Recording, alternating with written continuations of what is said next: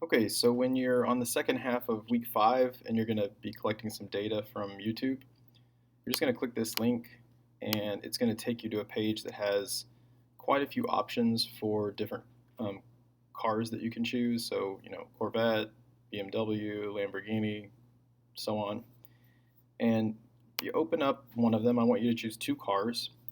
You'll notice that most of them have clips that are not related to the speedometer, so feel free to skip through all of these things and get to the point where you can see the numbers right here. What you want to do is find the moment that the vehicle takes off.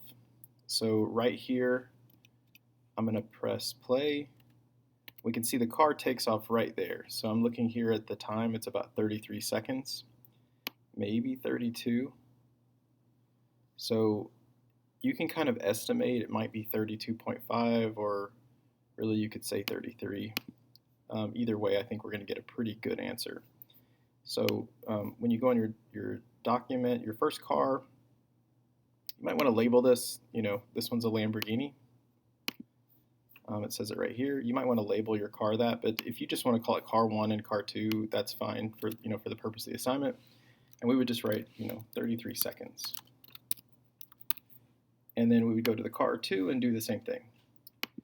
Then I'm going to just go up to the speed of 250 kilometers per hour. So you can actually kind of watch the video until it gets to that point or skip ahead. And it looks like it happens around right here. That looks like it's pretty straight on the 250. And that happens at 46 seconds. Okay? So then for my final time for car 1, I would type 46 seconds. All right, the final speed for both cars is going to be the same. I recommend 250 kph, but you could really do any speed as long as both cars reach it. You just want it to be the same for both cars. Then when you go to find your acceleration, you will take your final speed 250 minus 0, because they're both starting from rest, divided by the final time, which is 46 minus 33.